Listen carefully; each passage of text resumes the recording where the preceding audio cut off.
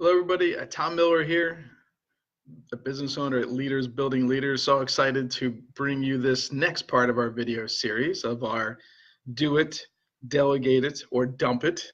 Yesterday, I had shared John Maxwell's 3 R's, and hopefully you got a little bit of value out of that, and you did the call to action. You took the time to look at what was on your to-do list, or what did you do that day that you needed to dump, right, or to delegate. There's some things on that you're doing on a daily basis, no matter how high you are in the organization, that you need to dump, right? You need to dump. You need to delegate. You cannot do everything.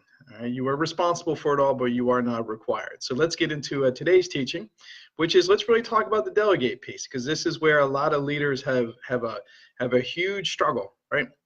They think that their teams are already too busy, or that their team members have never done it before, so they don't know how to, or it's just faster if I do it, or maybe no one on my team is skilled enough to be able to handle it, they think, or they just think this is just something I have to do. Well, you're wrong on all of those cases. You're completely wrong.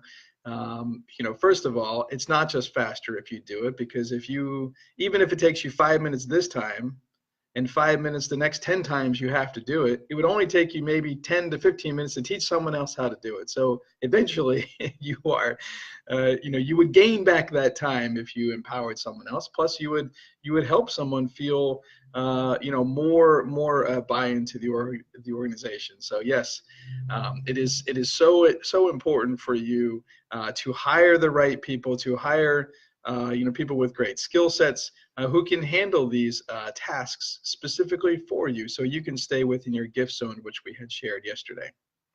So John Maxwell teaches this great 5-step process to empowerment. Okay, so get a pen and a paper, or write this down in your arm, or wherever you need to put it while you're listening to this video. So step 1, okay, is I do it, and you watch me. Okay, this is modeling. This is law of modeling. I'm starting the task from the very beginning, and this is a really important piece that I've learned from this, where I went wrong with this process. Is I would teach someone how to do it, but I would teach them how to do it from like maybe 70% done or 60% done, because I have this faulty assumption that everybody has this experience and intellectual property that I had in the past, right? So when you hand it over, if you don't hand it over from the very, very start, you're going to see some problems. So make sure when you're modeling it as far back as you could take this leader, wherever they are, right? Start from where they are. Okay, so that's step 1. I do it and you watch me. Now, step 2 is we do it together. It's a collaborative effort. We're doing it as a team. Okay, I'm helping you, you're helping me, we're talking through it. Okay, so I'm not modeling it for you, I'm not taking it over for you, we're doing it collaboratively, but you're pretty much in the lead on this. Okay, now step 3 is you do it alone and I coach you, right? So I'm your support on the back end. So you're doing it alone, independently, I'm checking in, you're coming back with questions. Maybe you set some benchmarks or some checkpoints. Hey, once you get here, make sure you check back in with me, because you want to make sure that they're moving in the right path. But you're not micromanaging this process. Remember, you taught them how to do it from the beginning. Okay, so if you've taught them how to do it from the beginning, and you've got 5-10 years experience, you have to know that problems are going to occur. Okay. So be patient. This is a really important part. And this is where I think most leaders just fall. They say, don't worry about it. I'll just do it. Or, whatever it might be, is where they start to just feel that urge of, oh, I just have to own it all. It's mine, right? I always ask a leader, what is it that you're afraid of when you empower somebody? What's the worst that they could honestly happen? They do it wrong? Well, you did it wrong lots of times, and you can't do your job at a high level unless you can't do your other work on a high level unless you delegate these other pieces. So far we've modeled it, we've done it collaboratively, and step 3 is you did it independently and I coached you. Now, step 4 is you're doing it on your own.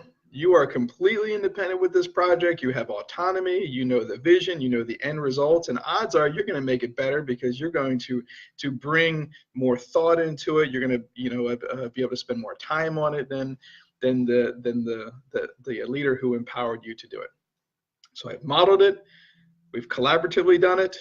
You've done it, and I've coached you. Step 4 is you doing it independently, and here's the great part. This is step 5. This is multiplying leadership. You go teach someone else how to do it now, right? You go build a succession plan, and you go through your own 5-step process with another person, right? It's because as we empower our team and bring things down, we don't want to overload them. We need to teach them how to empower and multiply their leadership out. So it seems hard. It seems like it's going to be a lot of time, but I guarantee you in the long run, you're going to save a lot more time if you begin to empower your people and use this very easy 5-step process and take the time.